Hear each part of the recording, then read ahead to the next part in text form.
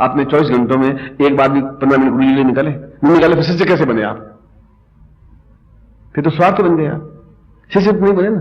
उनके लिए कुछ नहीं कर पाए, पत्नी के लिए किया, बेटों के लिए किया, अपने लिए किया, भोजन के लिए किया, पेट भरने के लिए किया, पर गुरु के लिए नहीं कर पाए। जो नहीं कर पाए तो फिर शिष्य शब्द नहीं बन पाए। आप पत्नी के लिए नहीं करेंगे, 2-3 दिन कुछ करेंगे नहीं तो पत्नी लड़ेगी, करने लग जाएगी। करना ही पड़ेगा आपको, नहीं खाना खिलाना ही पड़ेगा उनको। वो अल्लाह करेगी तो उसका सुनना ही पड़ेगा, आप अल्लाह करेंगे तो उसको सुनना पड़ेगा। वो कुछ ना कुछ एक्टिविटी तो होनी चाहिए ना, तो मालूम पड़ेगा पति पत्नी है। इसलिए जीवन में आत्मसंयम और आपने कितना समय गुरु के लिए निकाला है और क्या किया उस एक्टिविटी में। क्या गुरु के लिए कुछ किया? गुरु का पेट भरने के लिए नहीं, उनके धोती कपड़े के लिए नहीं, उनके कार्यों में हम कितने सहयोगी बने, उनकी एक्टिविटी में कितने सहयोगी बने। और उसके लिए कष्ट तो उठाना ही पड़ेगा। आने ही पड़ेगा। आप आए तो मेरी इतनी बात सुन पाए, नहीं आ पाते तो नहीं आ पाते। और 10 करोड़ ताराओं में चंद्रमा एक ही होता है और 1.5 करोड़ जनता में वो चंद्रमा तो एक ही है ना भाई। तो यहां पर तो चंद्रमा 20 है, 30 है, 35 है, 40 है, बाकी सब तारे हैं, टिमटिमा रहे हैं। तारों को भी नमस्कार है, फिर उनको भी मना नहीं कर रहा। इसलिए जो अपने आप में साधना में रत है वह जीवंत है, व्यक्तित्व शिष्य जीवंत है। उसने एक ही बात कही कि तुम्हारा नाम क्या? कि गुरु जी। तुम्हारे पिताजी का नाम क्या? गुरु जी। तुम्हारी जाति क्या? कि गुरु जी। तुम्हारा गोत्र क्या? कि गुरु जी। गुरुनाथ ने जब गुरु जी ने पूछा गुरुनाथ को कि आपका नाम? कि गुरु। तुम्हारे पिताजी का नाम? कि गुरु। अच्छा, काम क्या करते हैं? कि गुरु सेवा। अच्छा, और आप दूसरा क्या काम करते हैं? गुरु सेवा करते हैं। आपका उद्देश्य क्या है? गुरु सेवा। और आगे कुछ है ही नहीं, जीवन ही पूरा उनके लिए समर्पित है। इसलिए गुरु गुरुनाथ कहलाए। गुरु उनके साथ जुड़ा। उनको मेरा कुछ अपना है ही नहीं, ये शरीर मेरा है ही नहीं, मैंने तो बैंड कर दिया उनको, अपना मन उनको बैंड कर दिया। अब उनकी इच्छा है वो जो कुछ करे। जब मेरा नहीं है, उसमें मेरा हक ही नहीं है, तो मैं काय के लिए उसमें मतलब अपनी माथा फोड़ी करूं? वो जाने, उनका काम जाने। इतना विश्वास जब गुरु के प्रति आप होगा तब विश्वास होगा, तब समर्पण होगा, तब साधना हो पाएगी, तब सफलता मिल पाएगी। गोरखनाथ पहले एक ऐसे ऋषि हैं जिन्होंने शिष्य की परिभाषा दी है, शिष्य को पहचाना है। और सबसे बड़ी बात यह है कि शिष्य को इस बात के लिए तैयार किया है कि वह किस प्रकार से अपने शिष्यत्व की पूर्णता प्राप्त करे। क्या नियम है, क्या लक्षण है, क्या तथ्य हैं जिसके माध्यम से वह सही अर्थों में शिष्य बन सके। सबसे पहले तो आवश्यक यह है कि हम सही अर्थों में शिष्य बने, और जब हम शिष्य बनेंगे तो हम साधना में प्रवृत्त हो सकेंगे। जब हम शिष्य बन सकेंगे तो गुरु के चरणों में बैठ सकेंगे।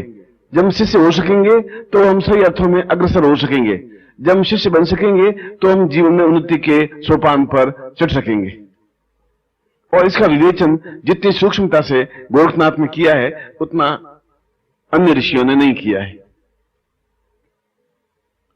गोरखनाथ ने कहा है कि शिष्य के अंदर 2 मूलभूत प्रवृत्तियां हैं, एक अहंकार की, झूठ की, छल की, और दूसरों से प्रभावित होने की, गुरु से झूठ बोलने की, छल करने की और अपना स्वार्थ पूरा करने की। यह अपने आप में शिष्यत्व है ही नहीं, या शिष्य शब्द ही नहीं है। यह तो अदम प्राणी के लक्षण है, वह चाहे अपने आप को शिष्य कहे या अपने आप को मनुष्य कहे या कुछ कहे। दूसरा व्यक्तित्व ऐसा होता है जो ये निश्चय कर लेता है कि मुझे इस साधारण मनुष्य जीवन को व्यतीत नहीं करना है। मुझे अगर जीवन व्यतीत करना है तो उन्नति के शिखर पर पहुंचना है और सही अर्थों में मनुष्य बनना है, सही अर्थों में पूर्णता प्राप्त करनी है, सही अर्थों में सिद्धता प्राप्त करनी है। और यह सिद्धि जब तक प्राप्त नहीं होती तब तक मेरा चोला, मेरा शरीर अपने आप में एक नाशवान है। आज है, कल समाप्त हो जाएगा और उसके बाद भी मेरा नाम लेने वाला कोई रहेगा नहीं, क्योंकि नाम चिल्लाने से, चीखने से अपना नाम अमर नहीं हो पाता है। नाम अमर हो पाता है उसके कार्यों से, उसके ज्ञान से, उसकी चेतना से, उसकी विद्वत्ता से और सबसे बढ़कर उसमें शिष्यता के पूर्ण लक्षणों से।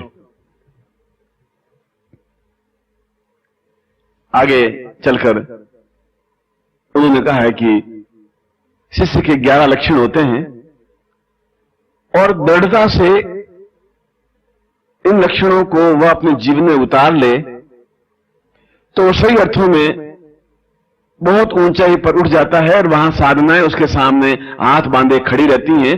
फिर ऐसा नहीं हो सकता कि वह साधना करे और सफलता नहीं मिले, फिर ऐसा नहीं हो सकता कि वह आगे बढ़े और विजय उसके गले में जयमाला नहीं डाले, और फिर ऐसा नहीं हो सकता कि वह जीवन में कहीं किसी भी क्षेत्र में असफलता प्राप्त करे। ये 12 लक्षण हैं। नंबर 1, वह अपने जीवन में क्रोध और छल, झूठ और गुरु के साथ धोखा और अपने जीवन को 2 तरीके से व्यतीत करने की क्रिया, गुरु के सामने कुछ और तरीके से प्रस्तुत हो और बाह्य जीवन में कुछ और तरीके से हो। ये 5 विकार उसके जीवन के पतन के ही लक्षण हैं। वह चाहे कितना ही प्रयत्न करे, जीवन में उन्नति की ओर अग्रसर नहीं हो सकता। सबसे पहली आवश्यकता यही है कि वह अपने डुप्लीकेट लाइफ या 2 तरह के जीवन को एक प्रकार का जीवन बनाए, या तो बुरा शिष्य बन जाए या फिर सही शिष्य बन जाए। और जिस प्रकार से कमल के ऊपर कोई पानी की बूंद नहीं ठहरती, चाहे हजारों बूंदें उसके ऊपर गिरा दी जाएं, चाहे वर्षा हो जाए, मगर कमल अपने आप में उसके ऊपर किसी प्रकार के पानी का असर नहीं पड़ता। ठीक से उसी प्रकार से होना चाहिए कि उसके ऊपर किसी अन्य व्यक्ति का प्रभाव नहीं पड़े, चाहे उसके ऊपर कितने ही उसको बरगला दे, कितना ही उसको समझा दे, कितने ही उसको सिखा दे, कितने ही उसको अड़चने डाल दे, कितनी उसके ऊपर बाधाएं पैदा हो जाएं, मगर वह निर्लिप्त और निर्विकार रहता है। शिष्य का दूसरा लक्षण यह है कि वह अपने आप को पूर्णता के साथ गुरु के चरणों में समर्पित कर दे।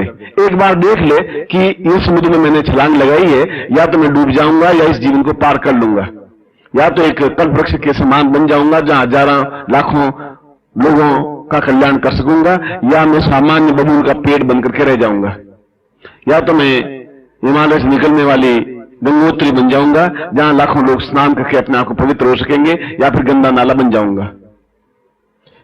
दोनों में से एक स्थिति उसको पकड़नी ही पड़ेगी, और एक स्थिति पकड़ने के लिए उसको उस जगह पहुंचना ही पड़ेगा जहां अपनी डुप्लीकेट लाइफ को वह छोड़ सके, और मन से छोड़ सके, विचारों से छोड़ सके, अपनी भावनाओं से छोड़ सके।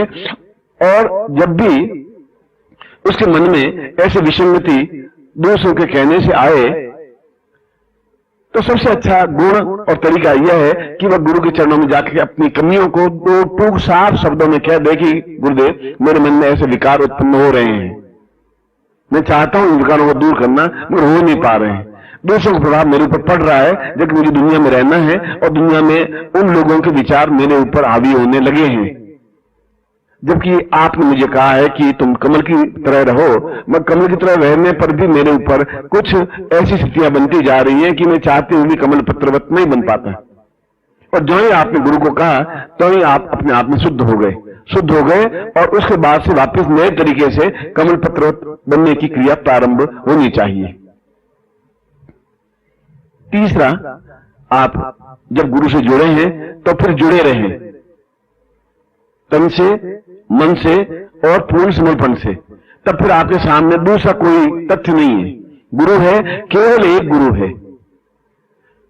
अपने जीवन की बुराइयों को भी उनके सामने प्रस्तुत करे और अपने कार्यों से भी उनके मन में विश्वास पैदा करे, उनको एहसास कराए कि मैं आपका दाहिना हाथ हूं, मैं आपकी छाया हूं, जहां आप खड़े हैं वहां मैं खड़ा हूं, आपके ऊपर प्रहार होगा उससे पहले मेरे ऊपर प्रहार होगा, आप मुझे कठिन से कठिन परिस्थिति में डाल करके देख लें, मैं विचलित नहीं होऊंगा, आप मुझे टेस्ट कर लें, आजमा लें, आप मुझे किसी तरीके से देख लें, जिस तरीके से आपको भरोसा हो सके उस तरीके से मुझे तपा करके जला करके देख लें कि मैं खरा कुंदन हूं और खड़े सोने की तरह ही आपके सामने प्रस्तुत हो सकूंगा।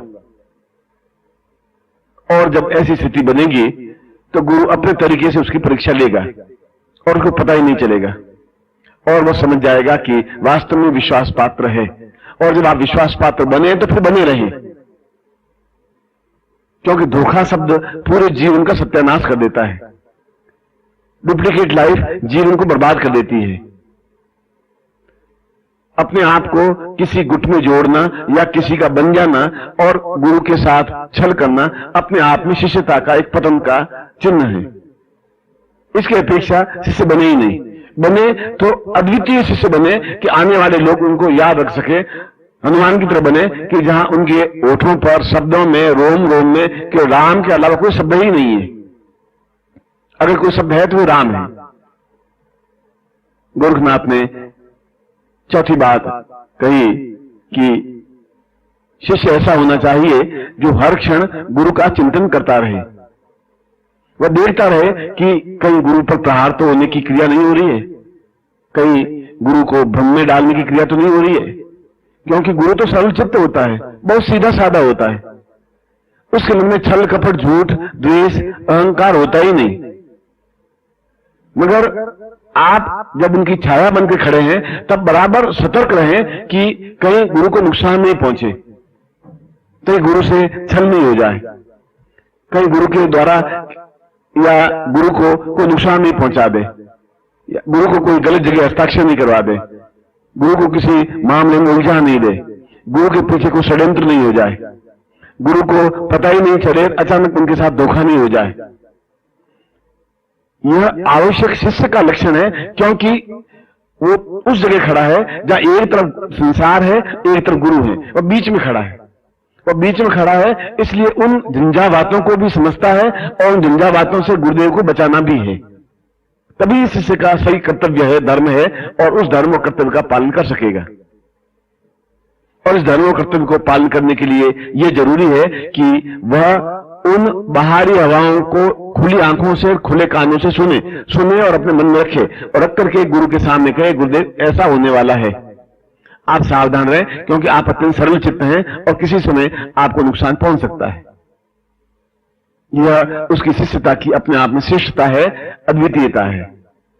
पांचवां, गोरखनाथ ने कहा है कि शिष्य किसी हालत में क्रोध नहीं करे। यह स्वाभाविक है कि क्रोध एक मनुष्य के जीवन का एक अंग है, आता है, मगर एक जगह ऐसी होती है जहां सिर ही झुकता है, वहां पर क्रोध आता ही नहीं है। जब एक बार किसी को गुरु मान लिया तो मान लिया, जहां एक बार सिर झुका दिया तो झुका दिया, जहां एक बार सजदा कर दिया तो कर दिया, फिर वह अच्छा है बुरा है, हमने एक बार जिसकी बांह पकड़ ली पकड़ ली।